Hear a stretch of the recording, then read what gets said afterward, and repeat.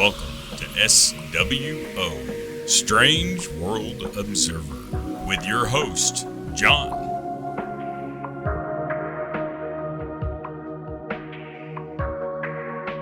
Hey strangelings out there, it is John and welcome to the Strange World Observer, where we are continuing our discussion in part 3 of COVID-19.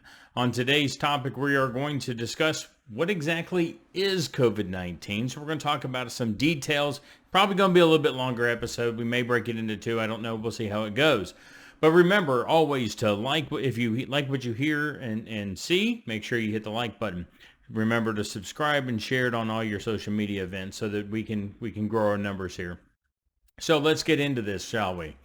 So who said it as far as what COVID-19 is and what it is a new strain of the SARS virus. Now, we'll get into what exactly SARS means in a minute, but it is a coronavirus that is in the SARS family. That has mutated out of the animal world into the human world. So that's a little bit about it. So this is what we're gonna talk about. We're gonna go into more details, but it's a newly discovered SARS-CoV-2. We do have a SARS-CoV, which is designated as 1, which would have been the SARS virus in 2003. This is a different version of it. So, as I said, it's a newly discovered SARS virus. SARS means severe acute respiratory syndrome. So I can look at the screen and tell you that. But anyway, but that's what it means. And it is a coronavirus, which we have many different kinds of coronavirus. But this is the second coronavirus strain in the SARS family, if you will. And so that's a little bit about it. So where does it come from? Which is funny that actually in 2013, we can see here that Wired Magazine actually had an article about this SARS virus, that they had found it in bats as early as 2002. But in 2013, this was done in October 31st, 2013, where they were looking at that this is a possibility of another SARS virus that could jump into humans, and eventually obviously did in December of 19. Originally it came from a bat found in China. It was not eaten at a wet market or seafood market or any other kind of thing. It was handled at a Wuhan lab. It was a level 4 lab that deals with biological agents. A lot of level 4s will deal with how to provide antidotes to, say, potential biological warfare, things of that nature. So that's what's happened. And one of the samples was mishandled. And through that mishandling, the scientists actually got the virus. It transmitted into humans. So evidently it was already to the point that it was capable of doing that. But they had not had, at least this point, we don't know of any person-to-person or animal-to-person transmission prior to this one lab technician. Now, when it's all said and done, we may find out that this has been around for 2 years and we just didn't know it, or longer. It may have been around since 2013 when that Wired article came out, but for right now, we know it came from this one technician. This one technician then spread it to another, spread it to family, and so on and so forth. There was a doctor in China in December said that he had several people who were really ill from a SARS-like virus, but he was silenced in China over it. And eventually, though, that information did get out, and that's when we started to do things here in the United States.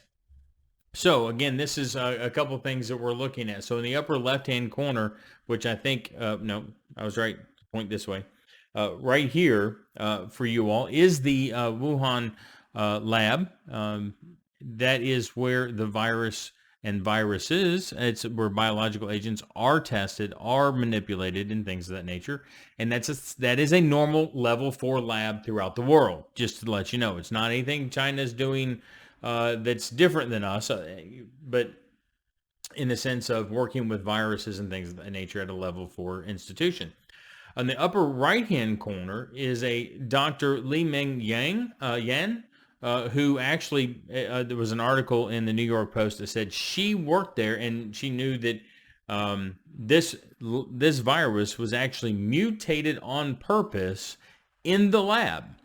So the only reason you would mutate a virus on purpose in the lab is for two things, two possibilities. One is to effectuate a vaccine prior to it actually jumping into humans, but then you run the risk of the mutation may actually happen differently. The second thing is to create a biological weapon.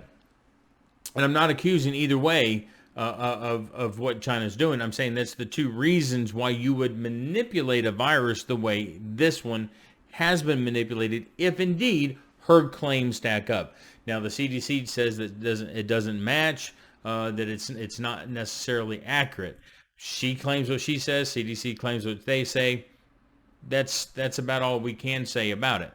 And then what's interesting is, and what a lot of people are having a lot of fun with in conspiracy theories, is that the symbol of the lab there in Wuhan is the umbrella, which of course you have the Umbrella Corporation in Resident Evil games. Many of those people are familiar with it. So there's a lot of conspiracy theories going around with respect to that.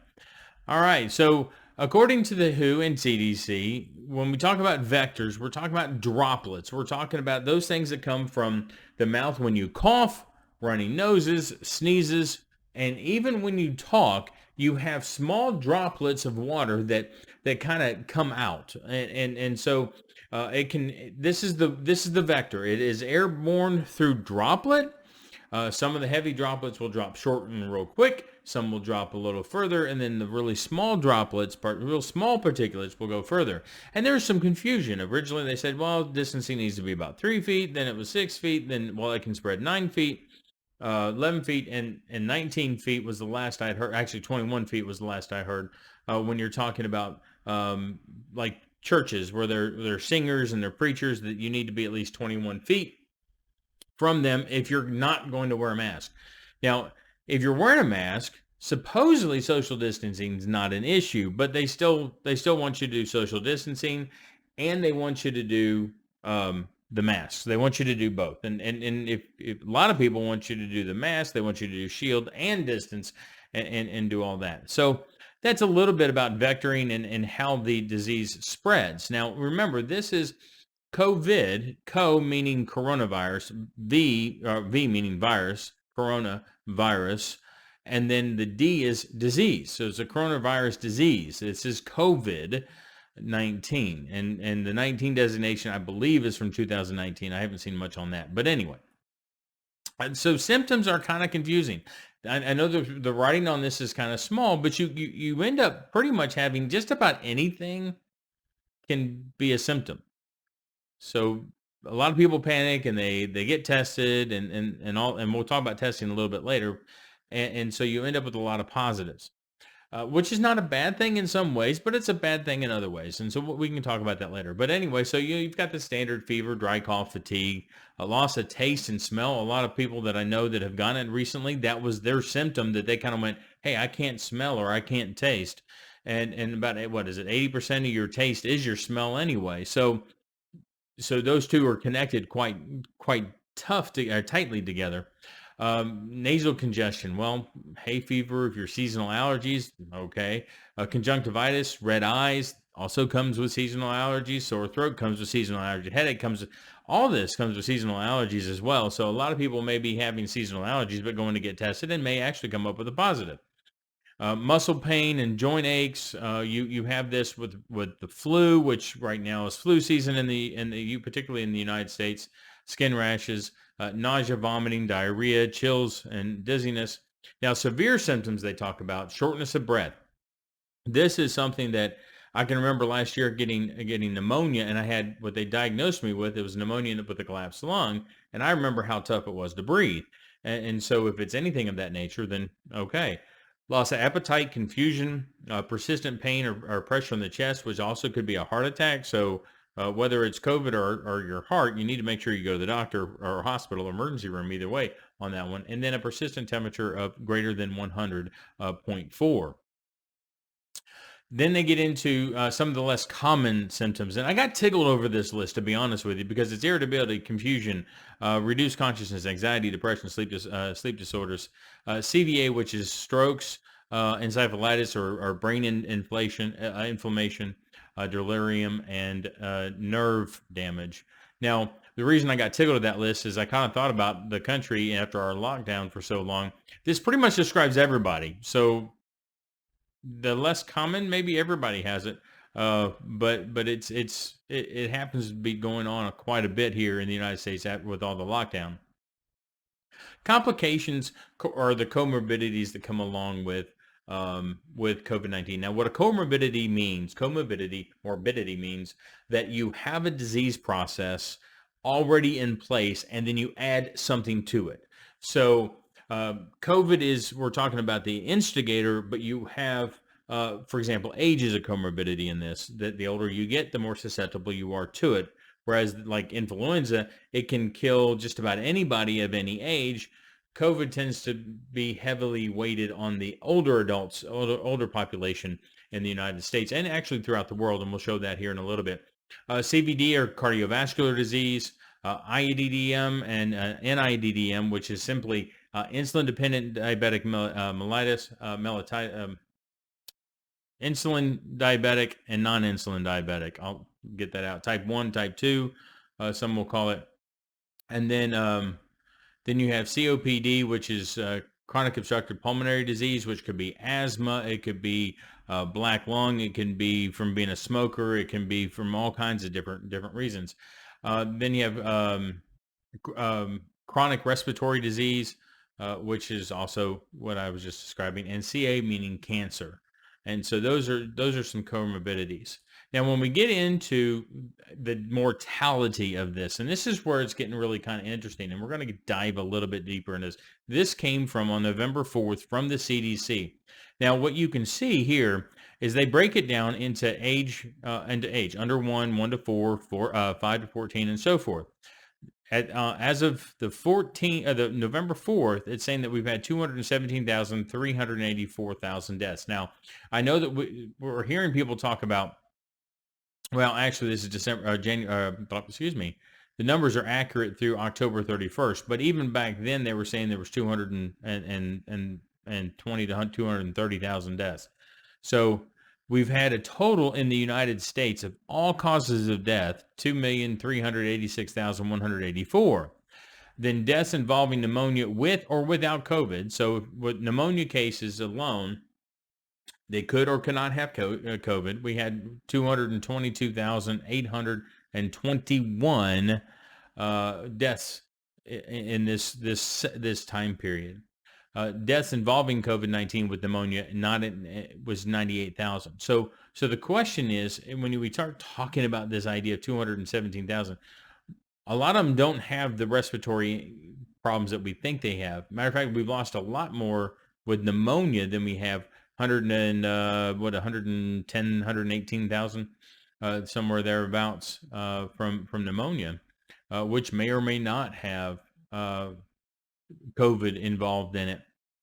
And then you have the ones with the flu, whether or not they have COVID, and then deaths involving pneumonia, influenza, or COVID-19 is 347,041. And then you can see broken down by age how many people have died in each age group. I mean, so under 1 year old, we have 13,508. Those that involve COVID, we've had 4. Now you get, hello. I tried to scroll down on a screen. You can't do that. When you get down to the bottom, we have 85 years and older. We've had 713,046 deaths, but those involving COVID are 26,000. Now, oddly enough, the 75 to 84 is our largest number. When it talks, now we are only specifically talking about those cases that had pneumonia and or flu. So we're talking about a very specific population. So when you get to the totals, they won't always match up because we're not talking about the broader segment. We're talking about a narrow segment. So just kind of want to let you know about what it looks like here in the United States. So there has been a few studies on the mortality and morbidity of the coronavirus. And what we find here, and what's interesting, I think, that when we look at this, so the United Kingdom up here is at 10 deaths per 1,000 population. Our next country would be Belgium. Your next country down actually is UK females. Okay, so this is UK male, sorry. UK females.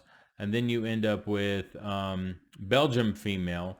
And then our first, Brett's here, who's red? Italy. And then US, actually, when you go to the green male, we're just above 3 per 1,000 population. And our female is just about 2.7 maybe per 1,000 population when it comes to, and this is for people 40 years and older when we look at that. Then we look at this, one of the things that you've been hearing coming from the White House is the index of how many deaths above normal, basically. How many projected deaths are we supposed to have? And according to this, when you look at it, so the first one looks at all deaths, all causes of death except COVID. That is that deep blue ocean that you see there. The black line, solid black line, is the average expected number of deaths. The upper threshold is what it may vary between those two numbers when you go through.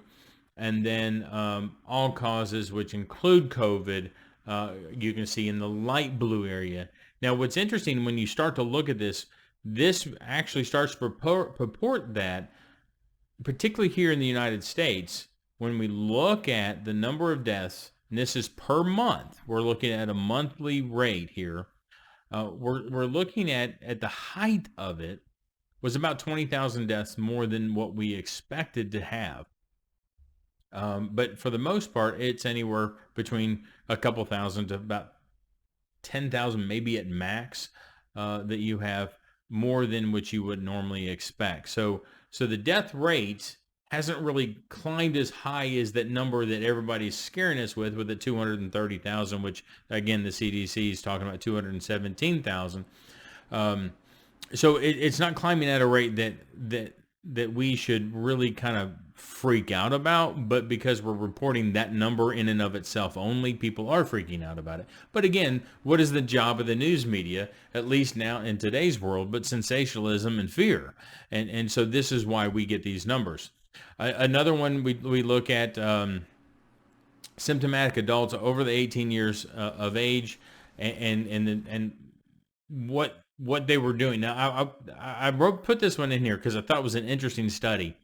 And so what this says is that 74% of controlled participants reported always using a face covering or other mask type when in public. So now let's get back to what this means. This is 74%. Now you've heard people talk about 85%. We know that 74% of that population that they were talking about here, and I believe it was actually in North Carolina, that 74% of the people who got COVID were wearing a mask all the time. And I assume that means outside their home. They may have been wearing it in their home. Who knows? So this is not a study of efficacy. Just to let you know, that's one of the disclaimers. This is not a study to say how efficient a mask is. Well, they're just looking at causation. They're just saying, hey, okay, how many people got this disease, and how many of them were wearing masks? How many of them were not wearing masks? Things of that nature. And then what I found was interesting was when you look at where these people got it, the highest place that they contact traced them to was shopping. That could be grocery shopping for the most part, or other kind of shopping. Your lowest places was public transportation. Public transportation was only 5.2% of those who got it. So 85% got it from shopping, 5.2% got it from public transportation. We keep hearing that bars and restaurants are a big spreader of this, but 8.5% of the cases are coming from there. Churches and religious gatherings are 7.8% and 7.8% equally in places like the gym. And again, I kind of re-highlighted again the numbers about the face masks. And so you find that find that that's an interesting thing. So when we get into testing, how is this tested? They use what's called a PCR test, which looks for the DNA, RNA, or recombinant DNA within the mitochondria, and then it magnifies it, duplicates it, duplicate. On a normal PCR test, and I found this on the National Human Genome Research Institute, obviously, as it says there, is the normal test is ran between 20 and 30 times. And so that'll give you millions and millions of these DNAs of the virus.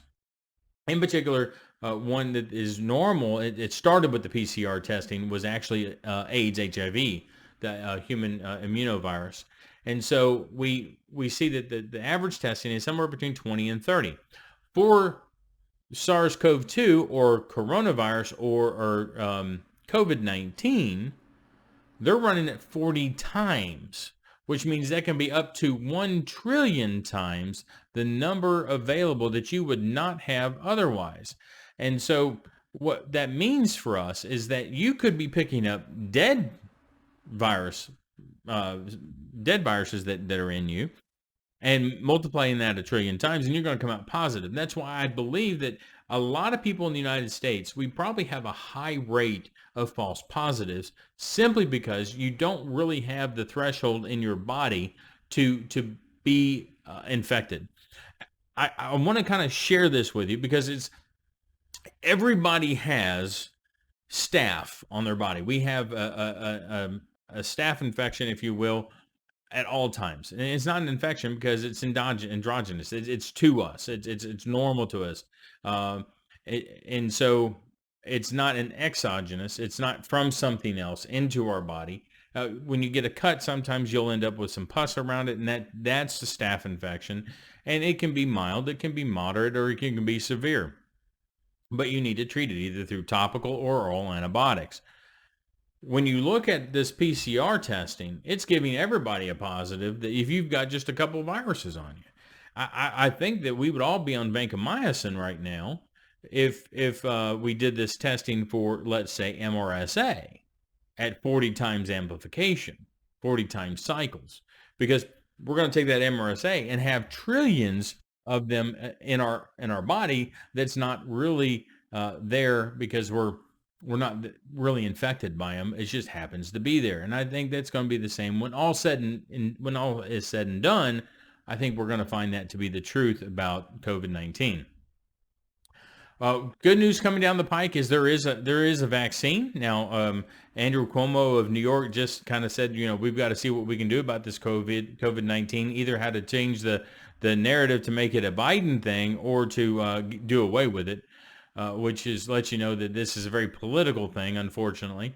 But Pfizer's recent efficacy test says that it could be up to 90% effective. Now, what's amazing about that is no vaccine is 90% effective. None. I mean, when you talk about the flu vaccine, there's some years that it's like 15% effective. There's some years where it might reach 70% effective. For those who take the vaccine, because there's a lot of people in the world that don't vaccinate. They either don't want to, or they just don't believe in it. One of the two. And so you have this going on, and so this is a little bit about COVID. It's a little bit about the whole thing. It's a little longer video, I know, but I'll kind of look at some things and dive deeper on those particular topics that we talked about. Where things might look at in the future, and as things develop, we'll come back and revisit this. So anyway, I hope you liked what you heard. Remember to hit the like button. Share this on your Facebook, your Twitter, wherever else you have the social media. If you haven't subscribed, please subscribe. Remember to hit the notification bell so you're notified anytime we upload new videos. And for the Strange World Observer, I'm John, and may the facts be ever in your favor. Thank you for listening to the Strange World Observer podcast. If you like what you heard, hit the like button. Feel free to share the cast with others who are seeking a different voice. The podcast has been produced by yours truly. Music by Polyphonetic on Luberman.com. Again, thank you for listening. Have a wonderful day.